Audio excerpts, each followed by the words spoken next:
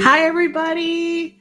Merry Christmas Eve. How are you all doing tonight? Well, not tonight, today. Sorry, it's like it gets dark so early these days, right? But unlike people who like the spring ahead, fall back, like people are like, oh, I hate fall. I love when it gets darker early. That's just me. Maybe I love the nighttime. I don't know. But we wanted to really come on this Christmas Eve. And for those of you that wanted a little bit of Christmas cheer and wanted a little bit of the lounge and wanted a little bit of just cheeriness on this day where you might be a little stressed out, cooking for your family, wrapping gifts, and you really don't want to be listening to Christmas music for the 150th time, you'd rather just sit and wrap your gifts and listen to me and our guests. So yeah, we normally don't have a Christmas Eve or New Year's Eve show, but this year we are. And I figured middle of the day would be great and give you guys a little boost of energy. I have my wrapping paper bow in just for you guys. And I'm very excited to just embark and keep you excited and entertained for this holiday season. And I know the last few weeks with all the different energy leading out, moving toward the new year has been so turbulent with a lot of you internally, externally. There's been a lot of stress and you want to be in the holiday spirit. And you're like, even today, I talk about my monthly energy forecast. Even today could be a little bit if you're like, is the holiday going to be stressful, blah, blah, blah. Tomorrow, I'm telling you, the energy is perfect for your holiday. So I hope all of you can just relax. If you have feelings of grief or sadness, or those things that you're not supposed to experience on the holidays, it's normal. Like, people don't talk about it, but it is normal for you to be missing people that have passed, missing people that are here in this life, worried about family issues, people at your dinner table. I mean, people are like, oh, it's Christmas. You shouldn't be feeling that way. But it is normal to be feeling the feelings you're feeling and allow that. If you put it down, it's only going to create more anxiety for you. And you know what? This year is going to be a year, 2022 is going to be a year for you and about you to actually kind of, I think of it as like an Olympic springboard, onto the balance beam. Like you're finally jumping onto that beam where maybe in the last few years you've been running up to the beam, practicing and jumping up, but you kind of been missing that beam. This is your year. And I know every year we all say that New Year's, this is my year. This is our year, right? But literally, this is not a year that's not about everyone else around you, not about taking care of anybody else around you. It's about your year of transformation. You've planted the seeds the last 2 years, and this is the year to kind of sprout. So Christmas Eve today is a day where you're going to be feeling things come up. And like I said, it could be sadness, could be old pain, could be grief, but this is the universe's way of helping you release and renew and get ready for that Olympic run that you're going to be taking in 2022. So better to get it all out now and and the more you try to stop it and try to tell yourself you shouldn't be feeling that way, the more you're going to go into the new year with that baggage. So just let it out. If you have to cry, you have to grieve, you're wrapping presents and you're sobbing, it's okay. You're going to feel better. Okay. And as far as getting with family on the holidays this year, I always tell people, and this is something I'm going to tell you guys too, because not many people talk about this. It's your holiday too, right? So you don't have to worry about feeling guilty for doing something on your holiday, which is just for you, right? So if you don't want to spend time with certain people on the holiday, you can make it a limited time. You don't have to just completely give your holiday away to everyone else who wants you to do what they want you to do. So remember, I'm saying this, that it's okay. You might feel the guilt, move through it. It's okay to do something that works for you today and tomorrow, something nice for yourself. So what are we doing this Christmas Eve? Of course, we're bringing on a special guest all the way from India, nonetheless, which I'm just so excited to speak to her, Uma. And this is kind of like, I hope you guys are enjoying the Nutcracker music, because I am. Did the Nutcracker all the time when I was a kid. And I miss the opening scene where we jump out of the present boxes. Some of you dancers will understand that. So let me just get to talking about Uma for a second, because when I first asked Uma to be on the show, like I always say to you guys, I really like bringing people on the show that I know nothing about. And of course, it's in the area of spirituality, energy activation, consciousness. But I like bringing people on that aren't, mediums or psychics or people that do just simply energy healing, because there's so much more out there in the universe to explore. So I was very interested in having Uma on our show. Uma Shankari, like I said, she's all the way in India right now. And she does galactic art, which she will explain to you what that is, and healing through sound resonance and light codes. So let me just tell you a little bit about Uma before we bring her on. And this is something that if you just don't understand what I said, because I don't even understand it yet, I have to have Uma explain it to me.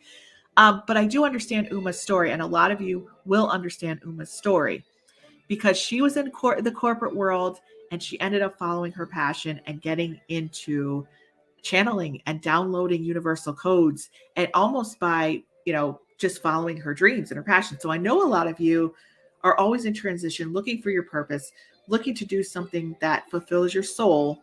And you might be working in a job that doesn't. And you're like, how do I, number one, transition out of this? And number two, how do I figure out what my passion is, what my glimmers are? And we do talk about that in the Manifesting with Marisa course, which will probably be opening up again in January. But Uma is actually a living example of this. So I'm just going to tell you a little bit about her and then bring her on.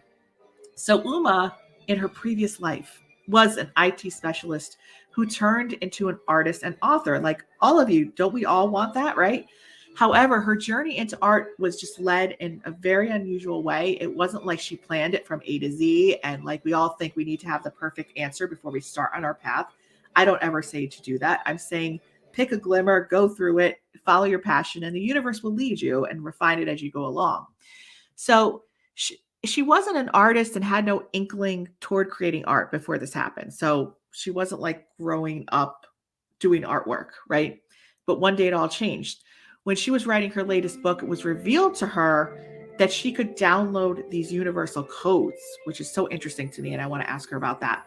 When she writes, her channels are open and information flows freely without any prodding or thinking. While she was barely beginning to get comfortable with the writing, her art came to her life in a very unexpected way. Had you asked her years ago if she could draw, she would have laughed and said, no way. Would have been the precise answer. So that's even more interesting to me, because I could get that. You know what I mean? I'm not just going to be overnight become an artist, but she did. Once she finished her latest book in December of 2019, 2 years ago, with trepidation, she sat down to tap into these codes that she was channeling. And all of a sudden, she started downloading symbols like in a geometric way that was unbeknownst to her. And in about 5 to 6 days, she started drawing patterns that were musical in nature, which is very interesting. In another week or so, January 2nd of 2020, which is interesting because this is in the pandemic, which a lot of transformation for a lot of people were taking place, and a lot of downloads and a lot of channeling. She started drawing beautiful patterns at a rapid rate. And this didn't ever happen to her before. Her patterns were unbelievable to herself at first. Fast forward to the current time, which is only a year later, people, not even a year. We're at like 11 months right now. She has created over 300 pieces of art. Her work contains the golden mean as the basis, which I'm going to have to ask her what that is. While friends and family not only find it to be too beautiful, the true identity of the art lies in the healing and information it reveals. So I'm assuming right now, because I don't know this, but I'm going to have to ask her this, is that the art itself is channeled through Uma, and the symbols and geometry and codes are within this artwork, which upon looking at them may provide some, healing to you or information, special codes or information. But again, I have to ask her about that. One can see the cosmos in her art, In June of 2020, she did a remote viewing session with the leading expert, Dominique Sorel. The results of the remote viewing was astounding. It was confirmed that about 10 to 12 extraterrestrials from an advanced civilization are connected to in her art. Wow. Wow, right? Can we all say, wow, we want to know more about this? Uma is also a published author, and her first book, The Lion's Wisdom, can be found on Amazon. The Lion's Wisdom is a 2020 reader's favorite bronze medal winner in nonfiction, new age genre. So she's going to talk about this sound resonance, this light energy, her art, her story, the golden mean, the ETs, and the significance of all of this so you can experience your vastness. So without further ado, I'm going to bring on Uma. Uma, how are you? Marisa, I'm so happy to be here. I'm good. Thank Awesome. you for that wonderful introduction. I was just riveted to your introduction. Thank you. Oh, thanks. I try to really fluff it up for my guests. You did a good job. Thank you. Thank you. So I have so many questions, right? So many questions. So why don't we just start from the beginning?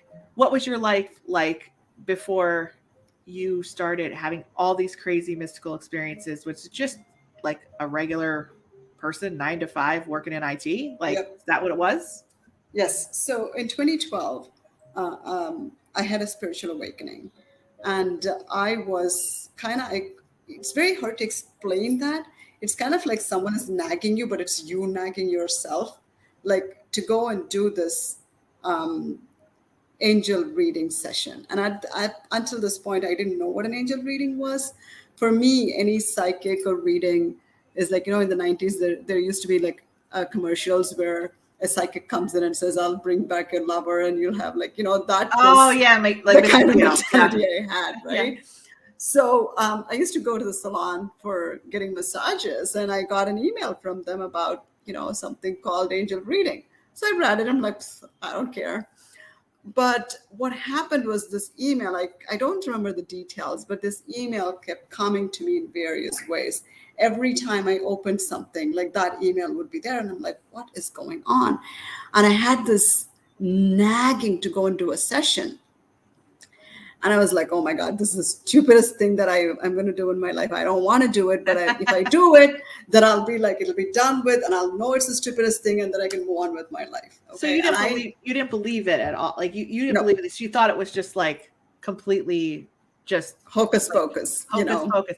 So let me ask you this before you go on. I mean, do you believe in psychics and mediums, or did no, you? No, I do. Now you do, but at that point you did not. So you didn't have any. You could shoot me, and I wouldn't yeah. Well, we would not want to do that. That would. Yeah, no, that's a very like. So I mean, in your culture, in India, do they have people that do what I do? In India. Yes, okay. So Absolutely. there are people who believe in the other side and connect with ancestors that passed. It's a very spiritual. India is very spiritual, so it's all inclusive. But here's the funny thing: all this I didn't learn in India. I learned it in the U.S. because I lived in the U.S. until November of last year. I've lived there for 24 years. So all the things that is native to India, I started understanding it in the U.S., which is kind of funny. That is funny. So you went, and so at this point, would you refer to yourself as agnostic or atheist? No, I'm actually a strong believer. Okay. In not only spirituality, I'm actually coming back to India. I started understanding my artwork even more. So I am a firm believer in the ancient documents of India, and I recently started following Hinduism very deeply. And so before the spiritual awakening, you also were a believer as well. Yes, but it's sort of like, you're a Christian, you go to church. For me, I'm a Hindu, I go to temple. That's the extent of understanding of Hinduism I had. Right. And literally a year before, last year, I started reading one of the blogs, and I understood the depth of what the ancient Indian documents contain. And the details about my artwork, I understood based on the documents. Wow. Okay. So let's fast forward back to what you were saying. So you're in this massage place and you decided to go to have this session. No, And I didn't. you It was did. a woman. No, the email came from the massage place, but Oh, this woman was promoting it oh, to the okay. people who go Okay. to the salon. Right. Okay. So So she wasn't at the salon, the she lady. was not at the salon. Okay. So Okay. finally, I ended up like emailing her and asking, "What is this?" And she gives me an answer and just goes over my head, like literally goes over my head. I'm like, "Okay, whatever." I was like, "Okay, I need to go do this." Like, lo and behold, I did it. And the first session I did it, I was just blown away by it, like literally blown away, because she started calling in the angels and she was channeling the energy, and I'm like, she talked about my dad, and nobody knew like the details about my dad, and I mean, she didn't know about it, like my family knew. Right. So she was giving you So like clear evidence that was like no one else could know. yeah, and I Right. was blown away. So it took me sort of like, uh, a while to kind of process it. And every year on August 3rd and 4th, I have a major change happening. It's the start of the Lionsgate, and I didn't realize it until very recently. August 3rd, I was leaving to go on an international trip. I love traveling. And I get a call literally as I'm pulling out. I get a call. I'm like, who is calling me? I don't know this number. I pick up the phone and she's like, hey, you want to do more sessions with me? Like, blah, blah, blah. I'm like, yeah, let me think about it. So I came back. I literally gave it like 10 days. I said, okay, I'll do more sessions with you. And that's how it started. And she cleared my chakras.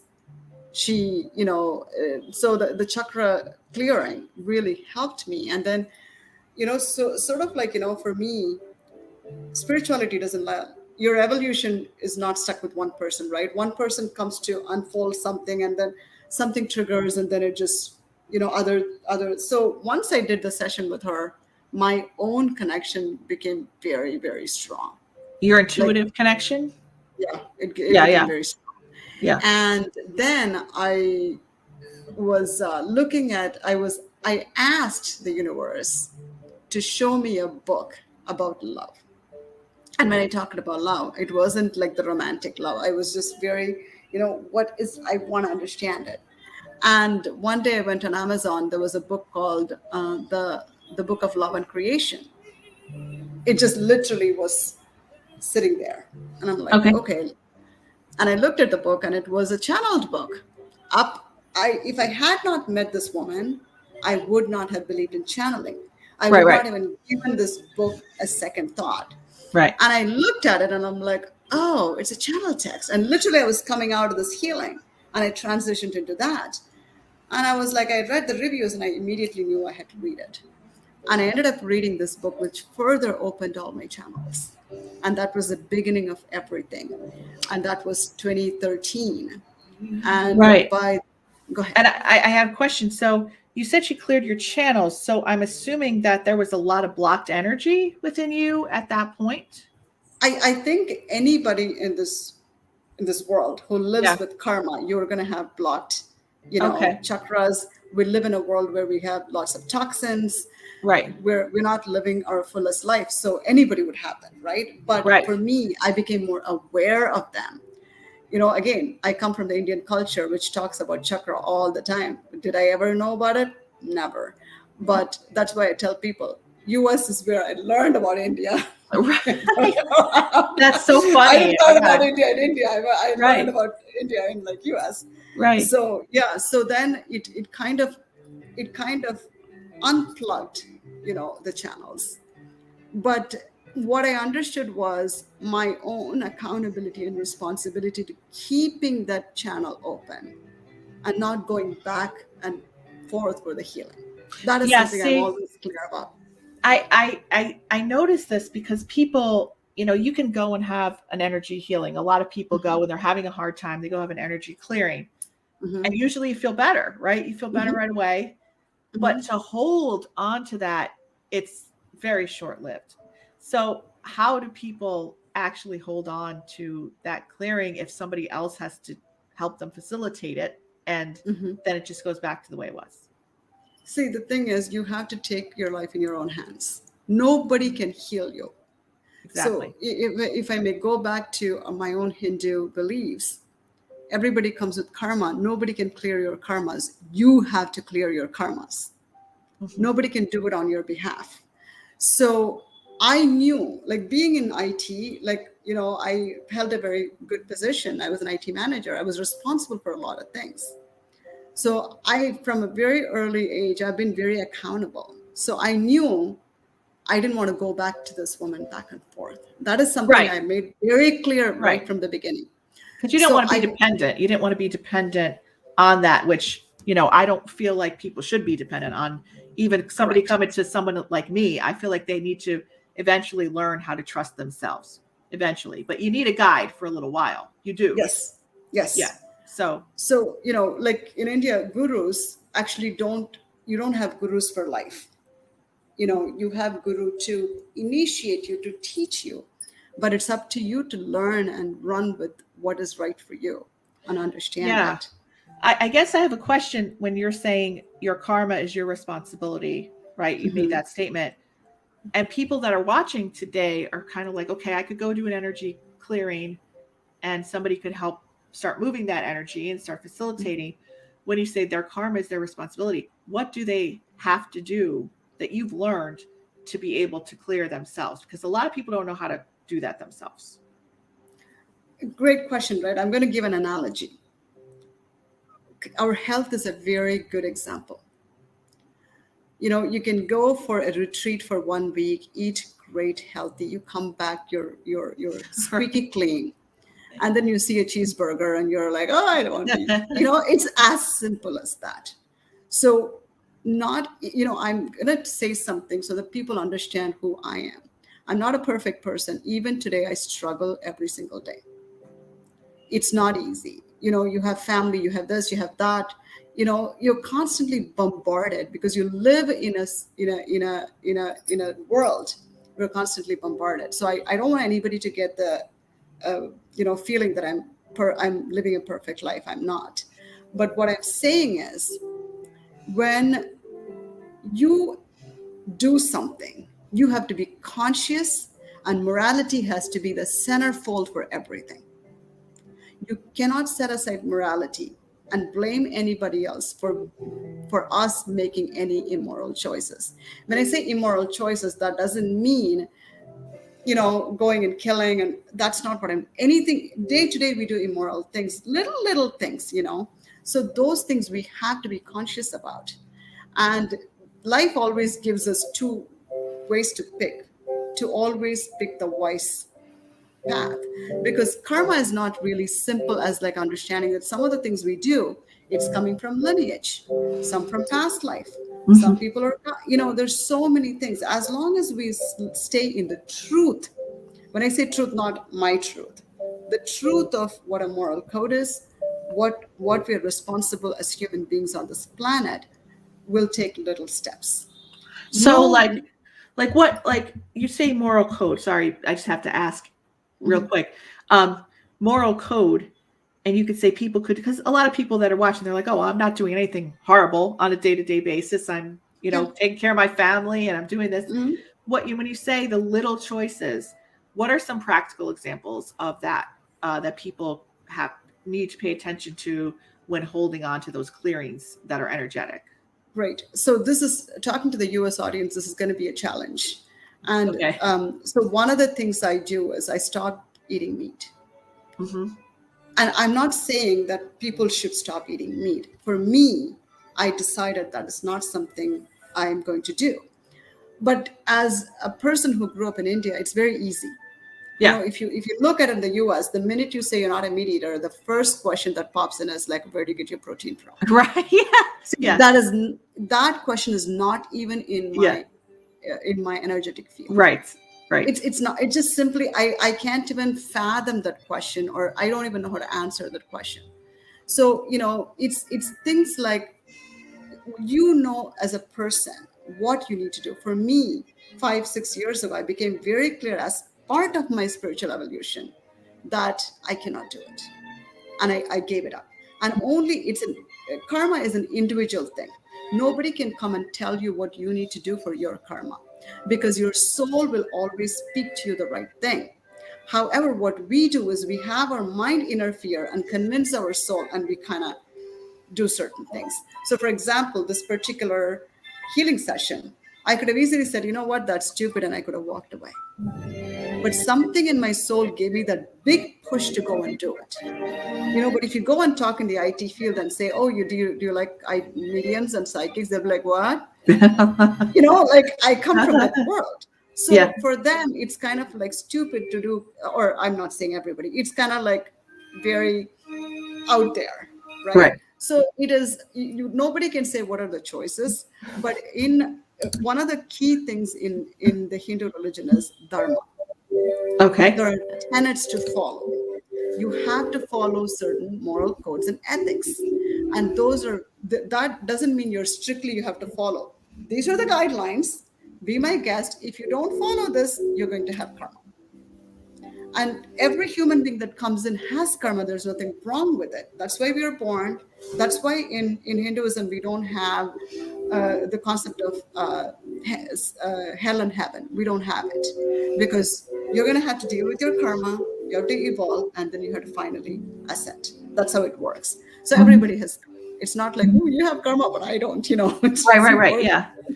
I'm so special. I don't have karma. So yeah. Yeah. Are there any other little things? And I was a vegetarian for 5 years, and I kind of know how you start to feel. And I did it for health reasons. Mm-hmm. And then you start to have that compassion for it. Just literally starts to come for animals. Like it just kind of, initially I did it to to feel better. And then it's like, oh no, I don't, this is not really what I want to be doing. Right. So when you say vegetarian, is it all animal products are off the table for you? Like even most of them, cheese, eggs, everything. So you're vegan. I'm a vegan. You're a vegan. Yes, I'm a vegan, but recently I found something about the Vedic cows. So, I'm learning a lot. Being in India, I'm learning a lot, because in India, the only thing they'll eat is cow's milk, not buffalo's milk. Now it is all mixed up because of urbanization and corporate world. The Vedic cow is a very distinctly different cow. It has a hump on its back like a camel. And the Vedic cow is revered. It's actually, they worship it. It is the vehicle of Shiva. And it has a lot of, in the Vedic cow, everything that comes out of the Vedic cow is used except for the flesh and blood. So for example, the hump in the Vedic cow, it captures the sun rays and it creates colloidal. The urine contains nanogold colloids.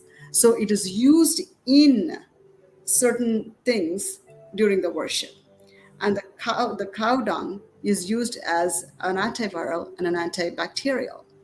Now, a lot of people will say, that, but it actually has amazing healing properties. And the milk from the Vedic cow is actually used for fire ceremonies. The ghee that we make from the Vedic cow is used for fire ceremonies. Now, in US, ghee is becoming very famous. But it's not that kind of ghee. The ghee that we are eating is a genetically modified Jersey cows that doesn't have the same exact thing that the Vedic cow has. So now I'm starting to add a little bit of milk here and there. Only Vedic cow. The ghee from the Vedic cow has golden mean in it. The milk in the Vedic cow has mean in it. Okay. So, but I'm starting to, but I'm very conscious. I don't abuse it. When I'm eating something of an animal product, I'm very conscious because I say thanks. I worship the cow that gives the milk. Other than that, I do not touch any animal products at all. Okay. And so what about the people that are kind of watching that are like, okay, no way, I'm not, I'm not, because, we are in the United States, like you said, and there's not, people are meat eaters here. What would you say that they can do for those small moral codes that don't have to do with diet, that can help them connect with that higher frequency of energy on a daily basis? It's okay to eat meat. I'm never a proponent of not eating meat because it's a self-real. Whatever you want to do is a self-realization. It has to happen. Nobody should force you. Nobody should preach you that you shouldn't eat. So I would never preach it to the people. Mhm. What I would say is be conscious in your consumption. Number one, be very conscious in your consumption. Whatever you consume, be conscious with it. The other thing is be stand for the truth. So the truth is very difficult to sort of explain what truth is because then they'll say, well, my truth is different. That's not what we're talking about. For example, the making of the universe, it's the truth. It wasn't like someone. So I'm talking about truth that is timeless. 30 years ago, the truth is same. 300 millions years ago, the truth is the same. Today, I'm talking about that kind of truth. To stand in the truth Mhm. and be true to oneself, not others. And that is the most challenging thing, even for me.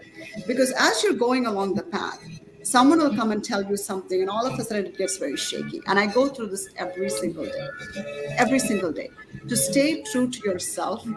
And when you listen to your heart, it will sort of like move you in different ways. And that's your karma taking you in different ways.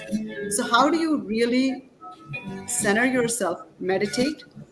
One of the things I really suggest is walking barefoot, Mm. Outside or inside? outside or inside.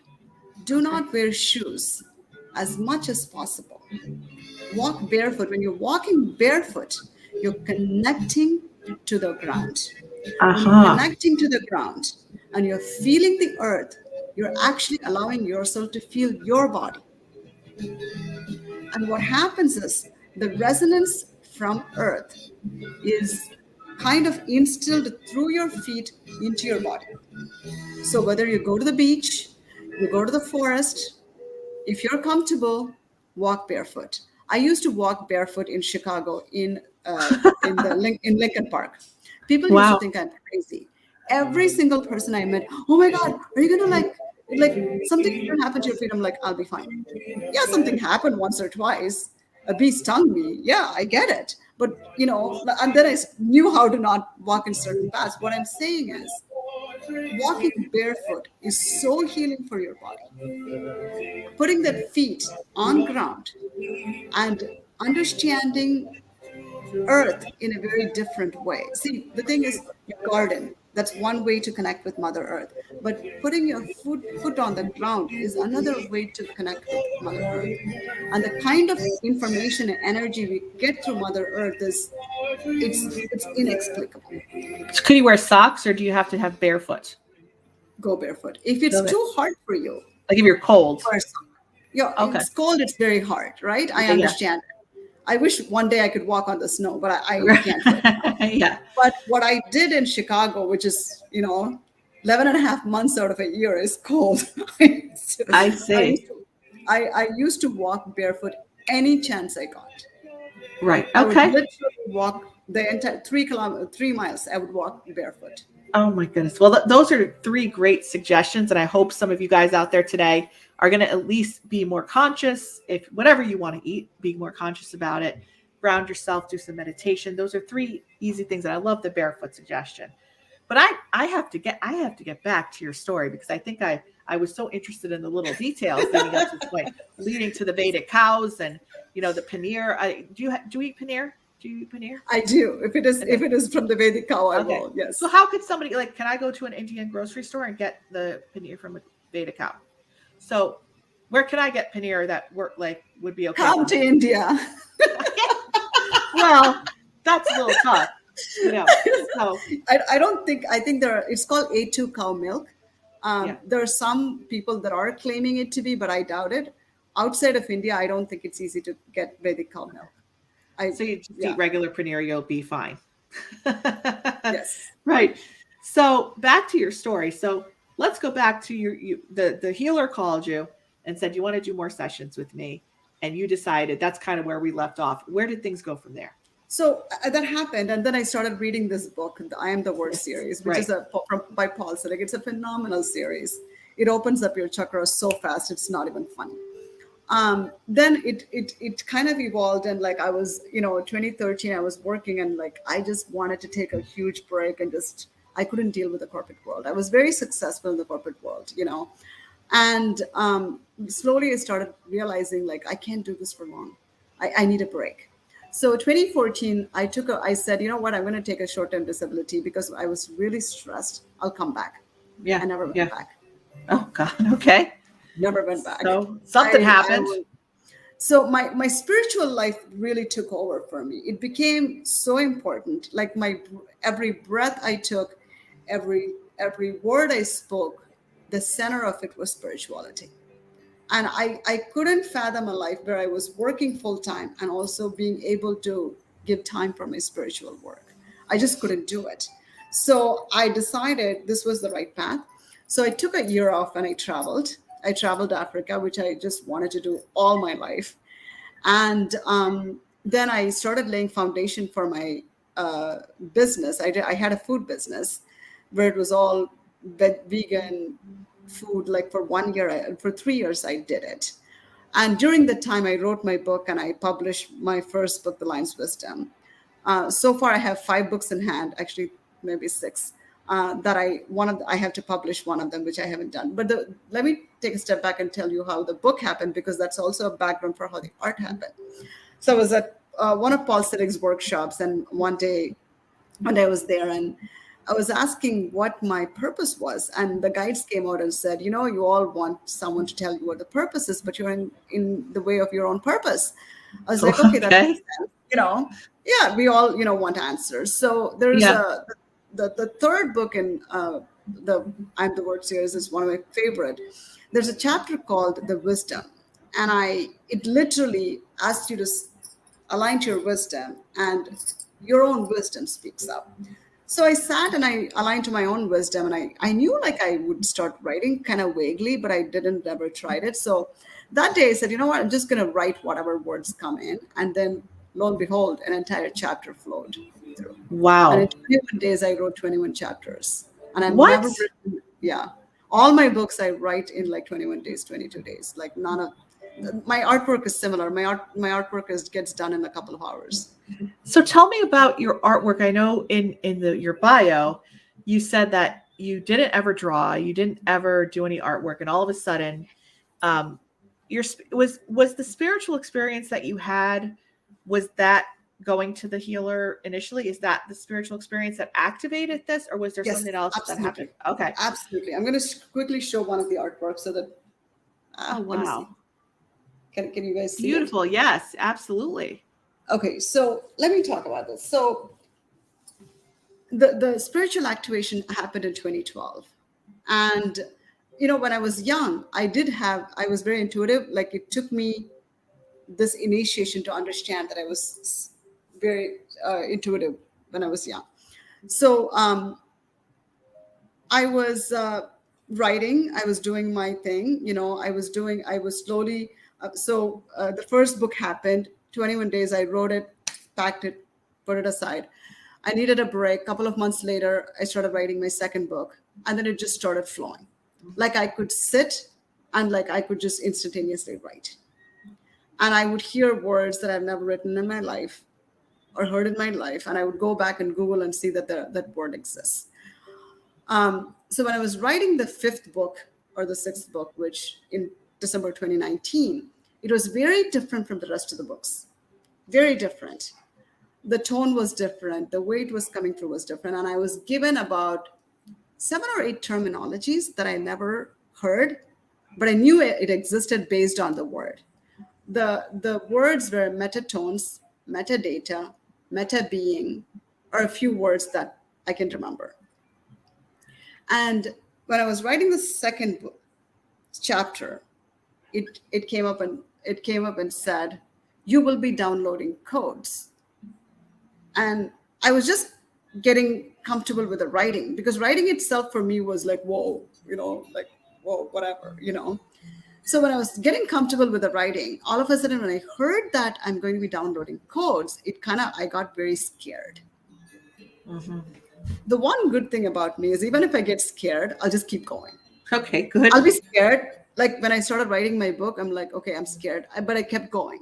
So Right. it just developed. So with the artwork, with the codes, I was like, okay, whatever. At least I have a book to finish. So once I finish the book, I can think about it. I started the book on 11/11 and I finished the book on 22nd of December. And the next thing I knew, I had to sit and start writing, downloading the codes. And I'm sitting and I'm looking at the paper and I'm like, oh my God, oh my God, oh my God, what is this? Like, why? I don't want to do this, you know? Then finally, I knew it was the metadata is the word I heard that I was going to do. And I was like, I don't know what metadata is. Like, what am I supposed to do with this? But the good thing was all of a sudden it dawned on me that I worked for, because I worked in the IT field, metadata is something we use for hard disk. Like, you know, Yeah. I'm a hardcore IT person.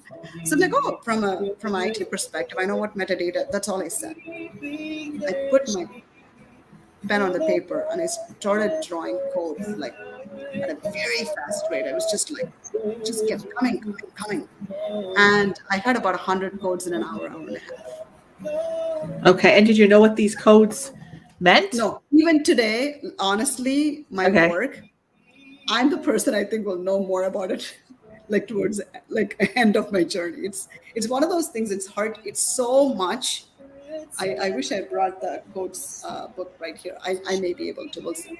So wait, So I have to ask you, what's the purpose of them giving you these codes if they can't be used and you can't no, they interpret? can be used. They can be used. Okay. The thing is, it's so much data. Like, you know, like we're just starting to understand what infinite is, and all of a sudden you are given the infinite. You know Right. what I mean? So it's sort of like you're looking at it. There's so much information in it. Just me, cannot interpret all of it. I think it's a teamwork. And Okay.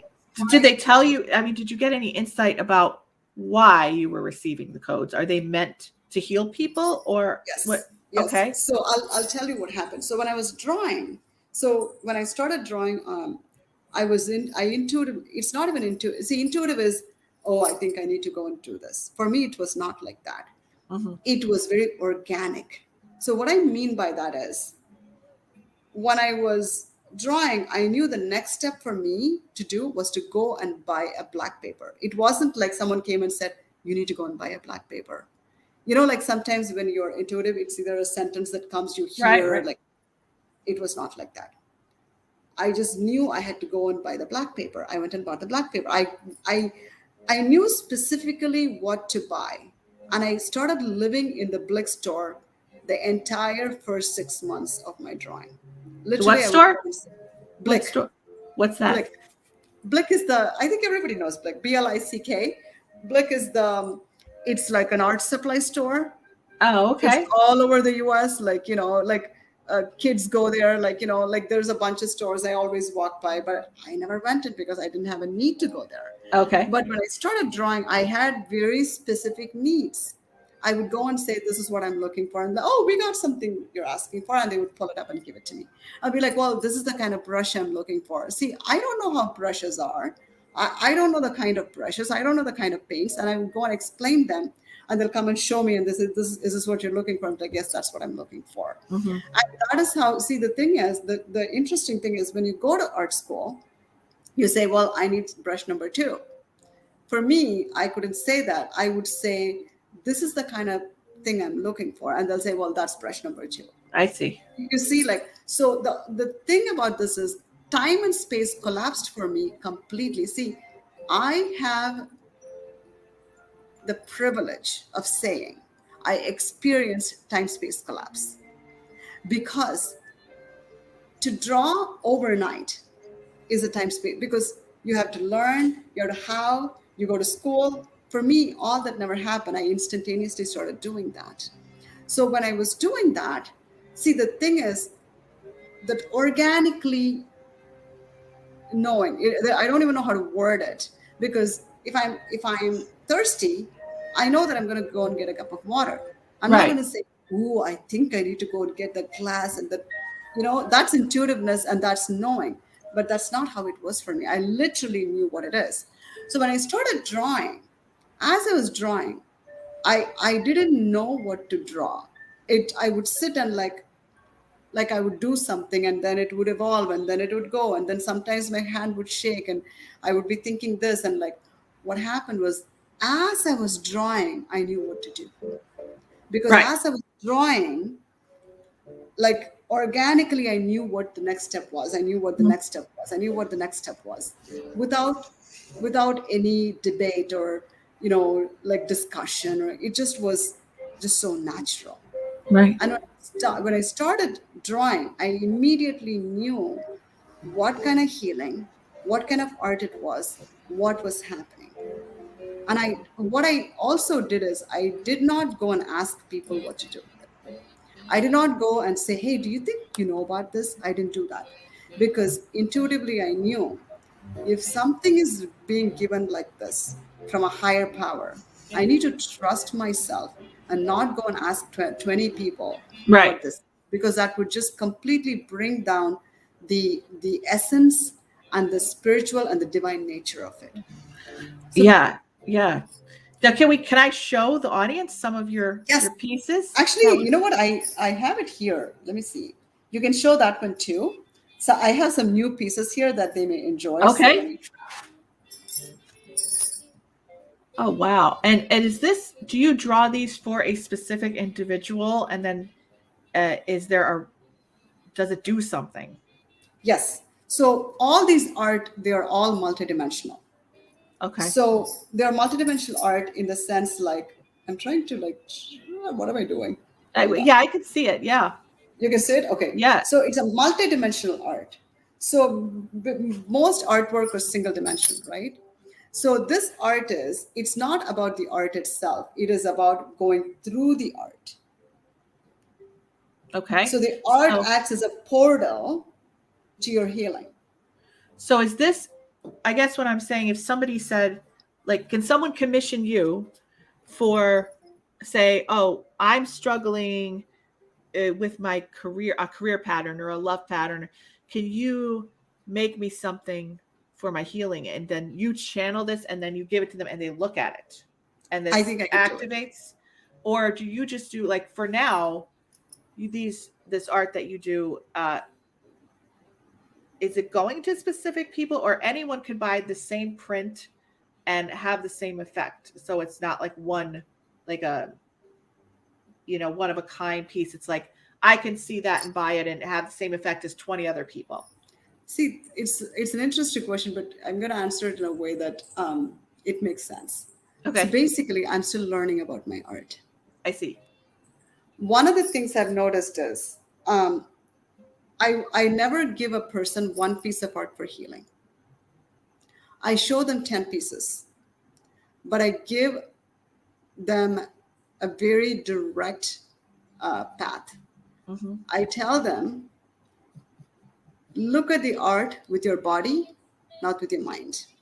I see. So somatically. Yes.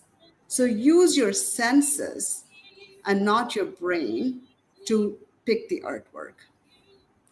So what happens is when I show certain artwork, people have strong emotions with certain art, or they have strong vibration, and the chakras start vibrating.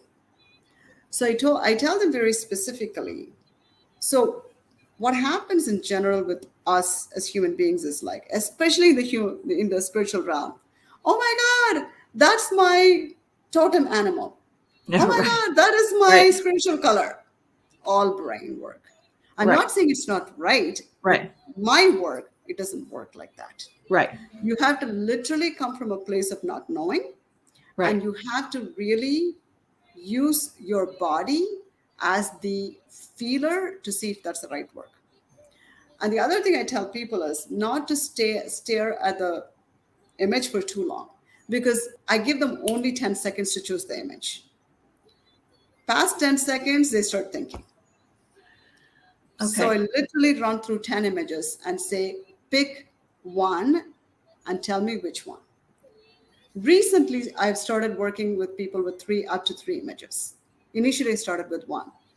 And now people, even if I show three images, they're still able to continue with the same think that they started with another image, which I find very fascinating. So I just have a question because we're actually, I mean, I could talk to you for hours, but we're coming to the hour of the show.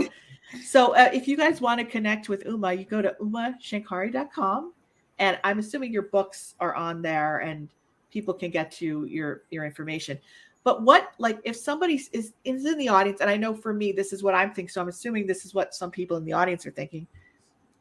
Hey, I would like to have a piece of artwork from Uma. I would like to receive the healing from a piece of artwork that resonates with me. And I would like to have Uma connect with me one-on-one. Are those options for people? Correct. They're all options available. And I didn't answer one of your questions. I have done one session for a person, the artwork. Like specifically that person came to me and said, can you do artwork for me? And I have done that as well. I do healing sessions through the artwork. The art is also available for sale. The only caveat with the artwork is I have had some challenges printing them. So right now I'm only selling the originals with the exception of a few pieces. All of them are available. Yes. You could also email Uma if you have questions, uma@umashankari.com. And she's, she does the healing with sound resonance and light codes. And I want to show you just some of the images that I have downloaded and the one that I like specifically. So let me just show you guys a few things here. I'm going to take you off, Uma, and bring you back on, okay? Sure. All right, stay tuned, guys. I'm just going to bring this up for everybody. It takes me a second here.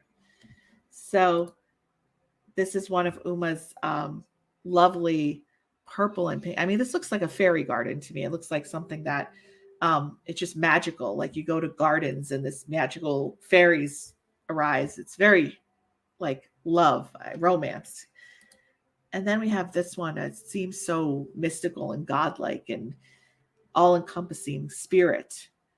And I was really drawn to this one specifically. It just reminded me of the season that we're in. And it looks like one of those amazing light displays. I don't know. Just gorgeous, right? So those are just some of examples of Uma's artwork that I wanted to show you guys. Hopefully that gives you an idea of what Uma is doing. Let me just pull this back up. Okay, well, Uma, we unfortunately for everybody else, they have to get back to their holiday planning, and we have to start to wrap it up. So, is there anything you would like to relay to our audience before we get going? Yes. For one thing I forgot to say is all the artwork contains sound harmonics and light language. And what does that mean? It. So, Kymatica is something when there is certain healing audible sounds, they make patterns. For example, the word Om, when you utter it, it creates a Shri Yantra, which is in water. You can get that pattern. So the patterns that I draw are Kymatica patterns, which is sound harmonics. Mm-hmm. The colors I use are golden, silver, metallic, glitter that contains the light in it. So it's the light and sound harmonics. So when you're looking at it, you're going to be impacted by those sound harmonics as well. That's one. The other thing is for people who are Christmas is tomorrow, I'm giving a $25 off for my healing session, which is $150 usually. So my website still needs some tweaking. So if you need to get a healing session with me, please email me and I will schedule a session with you. It'll be an hour. Okay. It is an hour and 15 minutes. An hour for the session and 15 minutes for questions. I cannot hold the energy for more than an hour and 15 minutes, and I don't mean to be rude, but I'll be finishing it after an hour and 15 minutes. So you can contact me for that. And if you're interested in a particular artwork, and if I don't have the print, I am willing to sell the piece in original, unless there are certain exceptions that I can't. Otherwise, I will do it for you. Wow. I mean, that's pretty amazing. So keep that one aside for me because I like okay, sounds good. I will. Okay, you want to get in touch with Uma. The best way, she says, is to email her at uma@umashankari.com. check out her website. There's tons of amazing her artwork about Uma, about everything she does. I find you to be very fascinating, Uma. I could talk to you for a long time. We just have to get moving here. So Yes.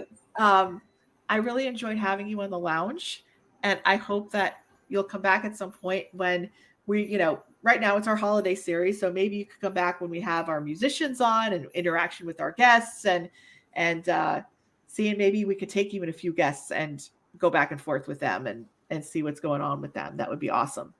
Marisa, I would love to. This is doing interviews. I love sharing my work and also listening to what people do. So I would be honored to come back on your show. And thank you so much for having me on the show.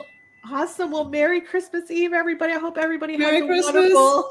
wonderful holiday, and you're wrapping your gifts. And we actually gave you a little bit of soothing and a little bit of distraction and maybe a little bit of calm for your holiday season. So we will see you actually next week on New Year's Eve at 3 p.m. Eastern Standard Time. And then we'll go back to our regular schedule for our regular 9 p.m. Eastern Standard Time schedule. And I forgot to actually put this up for you guys in the comments, but the Intuidate, that's not even up there. So if you go to, hold on, we have the Intuidate live workshop, 25 people max on, I'll just put this up here real quick, January 31st, 2022, 7 p.m. You can get all of the details. I'm doing live readings, live messages, and also 3 keys to commitment and self-commitment in 2022. So if you are sick of attracting emotionally unavailable people, or you're doing all the work in a relationship and you're always chasing down someone else or trying to get them to do more, this is all about balancing and actually recommitting to yourself so that we can instantly change that dynamic. And how great would it feel when you're the one being pursued, right? You're the one that's desired and having all the things you want in love. So make sure you register on my website, which is connectionbeyond.com. I will put that up here. I don't even know where it is because I'm so focused on everybody else's stuff.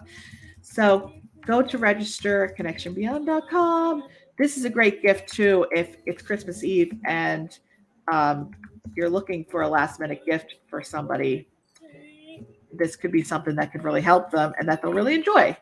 So I will, never mind. Just go to the website. You know who I am. You know where to find me. Go to the website. It's on the front page, connectionbeyond.com, Intuidate Live, and get in there. I think we only have a few spots left. So thanks, guys. Have a Merry Christmas Eve. Merry Christmas. And we'll see you before the new year to ring in 2022. And let me just put back on our banner here. As you can see, it takes me a little while to go through this. We will see you guys soon. Thank you. Bye-bye, guys. Bye. Bye. A wave.